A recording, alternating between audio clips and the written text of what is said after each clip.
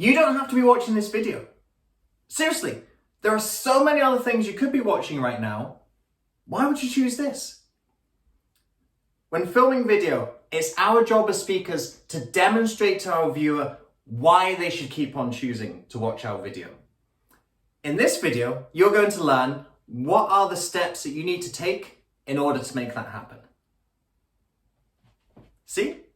It's working already, right? When I first started filming video, I did not do a good job convincing my audience to keep on watching. I would open with benign, "Hi, how you doing? How's your day? Hope things are going okay." I would try kind of catchphrases, but once you've heard a catchphrase a couple of times, it doesn't attract the attention the same way. And you can go and see all of those previous examples earlier on my YouTube channel. It's only really in the last maybe 3 years or so that I've really started to consciously think about what I'm doing at the start of my video. Not what I want to talk about later in the video, but how am I going to make sure that people are watching the videos from the start? Because you can have fantastic content, you can have a brilliant video, but if you don't capture your audience's attention from the start and they don't watch the rest of the video, it doesn't matter whether the rest of your video is good or bad because they still haven't seen it. In this video, we're going to go through a 3-step formula about how to think about the start of your videos. Make sure you bring your audience in and so they see all of the great stuff you've got to share for them later. The first step is you've got to have a hook. The beginning of actually a physical speech, and in particular a virtual speech, and a video is a virtual speech, is all about capturing the audience's attention. Until you have your audience's attention, you might as well not be saying anything because they aren't going to take in what you're saying until you've earned their attention. The hook at the beginning is how you do this. It's something that sparks their curiosity. You might have a question or a provocative statement. Maybe not provocative in terms of riling them up, perhaps something contrarian, something that doesn't make sense when you first hear it. You go, "Oh, hang on, wait, what?" That's what you want. You want your audience to be going, "Wait, what?" Because that "what" is saying, "I want to hear more to find out what you mean by that, what you've got to say." You'll see a lot of examples of how I do this in these YouTube videos. I particularly like a contrarian statement. How did I open the beginning of this video? You don't need to be watching this video. That's not something you'd expect me to say to encourage you to watch this video, right? That's a contrarian statement. It's something different, it's something surprising, and with surprise comes curiosity. With curiosity comes attention. The second step is you have to relate your video to your audience. So yes, you can take them by surprise and grab their attention. But if you do it in a way that's very obviously meant just to grab their attention and not serve them afterwards, you annoy the audience and you alienate them. Think of clickbait articles. You click on something and it grabbed your attention, but when you get into it and you find out it was just clickbait, how do you feel? You're irritated, right? Do you want to go and see more content from that publication or that person? No, you don't. What you do after you earn the audience's attention is you then tell them what are they going to get from continuing to listen to you. How do you relate the topic to your audience? The way that I did it in this video is I was talking about you as a speaker and how you get your audience and your viewers to keep on watching you.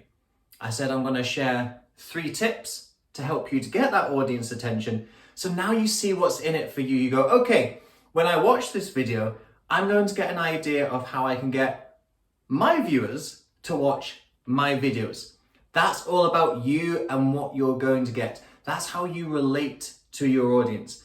Tell them what they're going to get when they continue to listen to you. And shock horror, they might continue to listen to you. I've got one more step left to share with you, but before I do, I'd just like to point you in the direction of my book, The Virtual Speaker's Revolution. This outlines multiple different aspects of how you communicate and speak online, which in particular is focused on video. In this video today, we're looking at how you start your video, but if you'd like to find out more of the details of how you continue to structure and develop your speaking on front of camera, then this is the book for you. Virtual Speakers Revolution, #1 bestseller in its category on Amazon, available in all the formats. Ebook, paperback, audiobook, all of the books are available. Link is in the description in the video below. Click the link, grab yourself a copy, find out more about filming videos. Now let's go back to the third and final part of how to start a video. The third step of this process is to introduce yourself. Wait, what? You don't introduce yourself at the start? You don't tell people who you are at the beginning?